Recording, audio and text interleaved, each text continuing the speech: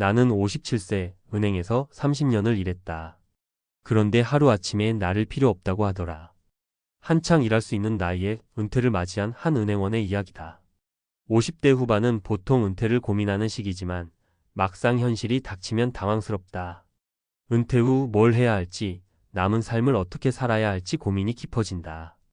회사에서 정해준 길을 따라가느라 정작 내 삶의 방향은 잃어버린 느낌. 많은 사람이 연금으로 버티면 된다라고 생각하지만 막상 살아보면 연금은 빠듯하고 주변에서는 뭔가라도 해야 하지 않겠냐는 압박이 들어온다. 더군다나 30년 넘게 같은 직장에서 일하다가 나오면 새로운 직업을 찾기가 쉽지 않다. 하지만 중요한 건 57세 이후의 삶은 아직 2030년이나 남아있다는 점이다. 단순히 남은 인생을 어떻게 버틸까? 가 아니라 앞으로 어떻게 다시 도전할 것인가? 를 고민해야 한다. 그리고 57세 전직 은행원인 그는 마지막 승부수를 던졌다. 은퇴 후에도 살아남으려면 필요한 세 가지 전략. 1. 현실을 직시하고 빠르게 움직여라. 나는 더 이상 직장인이 아니다. 첫 번째 사례는 퇴직 후 1년 동안 아무 준비 없이 시간을 보낸 58세 김상호 씨다. 그는 대기업에서 35년을 일했고 퇴직 후 잠시 쉬면서 재취업을 준비했다. 하지만 1년이 지나도 일자리를 찾지 못했다. 김 씨는 내 경력이면 충분히 다시 일할 수 있을 줄 알았어요. 하지만 현실은 달랐죠. 라고 말한다. 퇴직 후 아무런 계획 없이 시간을 보내다 보면 나이는 더 들어가고 일자리 기회는 더 줄어든다. 그는 뒤늦게 깨달았다. 나는 더 이상 직장인이 아니다. 은퇴 후의 삶을 새롭게 설계해야 한다는 사실을. 결국 김 씨는 남은 자산을 점검하고 생활비를 줄이며 새로운 직업을 배우기 위해 자격증 공부를 시작했다. 몇 개월 후 그는 기업 재무 컨설팅을 하는 1인 사업을 시작했고 정규직보다 더 자유로운 삶을 살고 있다. 핵심 교훈 퇴직 후 재취업이 어려울 수도 있다는 현실을 받아들이고 빠르게 대안을 찾아야 한다. 이 퇴직 후에도 돈을 벌 수 있는 방법을 찾아라. 내가 가진 기술을 활용하라. 두 번째 사례는 퇴직 후 돈을 벌어야 한다는 현실을 깨달은 57세 은행원 박진수 씨다. 그는 연금으로 생활할 계획이었지만 막상 살아보니 부족한 생활비가 문제였다.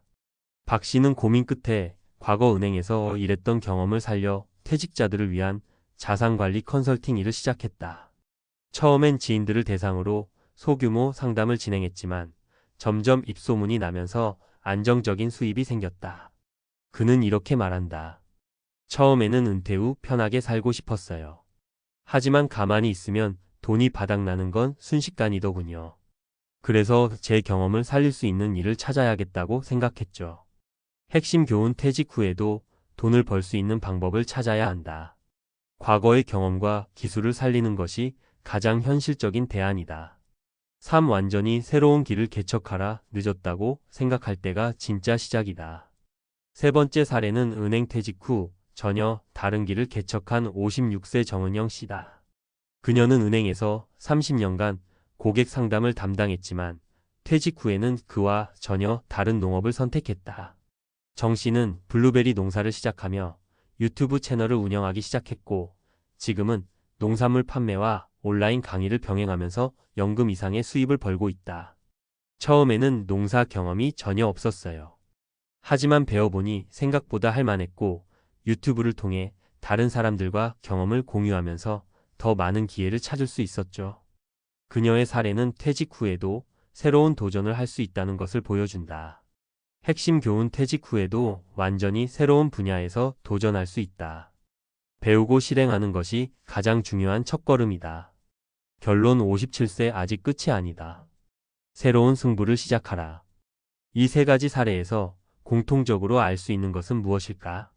퇴직 후 가만히 있으면 기회는 사라진다. 경제적으로 버틸 수 있는 새로운 방법을 찾아야 한다. 새로운 도전은 언제나 가능하다. 57세는 인생의 끝이 아니라 새로운 기회의 시작점이다. 많은 사람이 이제는 편하게 쉬어야지라고 생각하지만 막상 현실을 들여다보면 경제적 불안과 삶의 목표 상실이 더 큰 문제가 된다. 이제는 고민할 때가 아니라 실천할 때다. 57세, 당신은 어떤 승부수를 던질 것인가? 앞서 이야기한 사례들을 통해 57세 이후의 삶이 끝이 아니라 새로운 시작점이라는 것을 알았다. 하지만 중요한 건 어떻게 준비하느냐에 따라 은퇴 후의 삶이 달라진다는 점이다. 지금부터는 은퇴 후 57세를 넘어서도 흔들리지 않는 삶을 만들기 위해 필수적으로 준비해야 할 3가지를 이야기해보자. 1. 은퇴 후 재정 점검. 지금 당장 돈의 흐름을 파악하라. 퇴직하면 가장 먼저 닥치는 현실이 소득의 급감이다. 평생 월급을 받으며 살아왔던 사람이 갑자기 돈이 들어오지 않으면 극심한 불안을 느낀다. 하지만 은퇴 후의 삶은 돈을 어떻게 쓰느냐에 따라 유지할 수 있다. 구체적인 사례, 58세 김종수 씨의 재정 점검. 김 씨는 퇴직 후 연금으로만 생활하면 충분할 거라 생각했다. 하지만 6개월이 지나면서 생각보다 돈이 빠르게 줄어드는 걸 깨달았다. 예상보다 지출이 많았다. 건강관리 비용, 취미생활, 가족 지원. 연금만으로 생활하는 게 빠듯했다. 결국 퇴직금을 너무 빨리 써버렸다. 그는 뒤늦게 재정 점검을 하고 생활비를 최적화하면서 다시 균형을 찾았다. 핵심 교훈. 퇴직 후에는 돈을 벌기보다 돈을 어떻게 관리할지에 대한 계획이 필수다. 이 은퇴 후에 일을 찾는 법. 꼭 돈이 아니어도 된다. 많은 사람이 은퇴 후에는 쉬고 싶어 한다. 하지만 몇 개월 지나면 대부분은 무료함과 소외감을 느낀다. 실제로 퇴직 후 2년 이내에 다시 일하고 싶어하는 사람이 80%라는 통계도 있다. 하지만 반드시 돈을 버는 일만이 정답은 아니다. 의미 있는 취미 활동을 하면서 소득을 창출하는 방법. 사회적 관계를 유지하면서 가벼운 아르바이트 또는 봉사활동. 지식과 경험을 살려 후배들에게 가르치는 멘토링 역할. 구체적인 사례. 55세 전직 교사 정수진 씨의 멘토링 활동. 정 씨는 교사 생활을 마치고 은퇴했지만 집에서 쉬면서 하루하루가 너무 무료했다. 그는 퇴직 후 지역 복지관에서 일주일에 입원 학생들에게 무료로 수학을 가르치는 일을 시작했다.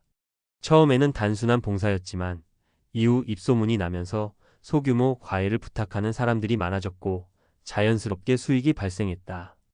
핵심 교훈. 퇴직 후에도 활동적인 삶을 유지하면 자연스럽게 기회가 생긴다. 3. 건강관리. 57세 이후가 몸이 결정하는 삶이다. 퇴직 후 가장 중요한 요소는 건강이다. 돈이 있어도 건강이 없으면 아무 의미가 없다. 특히 퇴직 후에는 활동량이 줄어들면서 급격히 건강이 나빠질 위험이 크다. 구체적인 사례. 60세 최경호 씨의 건강관리 실패. 최 씨는 58세에 퇴직한 후 하루 종일 집에서 TV를 보며 쉬었다. 그러다 보니 1년 만에 체중이 12kg 증가하고 당뇨와 고혈압까지 생겼다. 결국 의사의 권유로 운동을 시작했지만 몸이 무거워서 회복하는 데 더 오랜 시간이 걸렸다. 퇴직 후 건강을 유지하는 핵심 방법. 매일 30분 이상 가볍게 걷기. 근육 유지가 핵심. 간단한 근력 운동 필수. 체중 관리. 과식과 음주 조절이 중요. 핵심 교훈. 은퇴 후에도 건강을 최우선으로 챙겨야 한다. 건강을 잃으면 모든 것이 무너진다. 결론. 57세 이후의 삶. 흔들리지 않으려면 57세 이후에도 삶은 계속된다.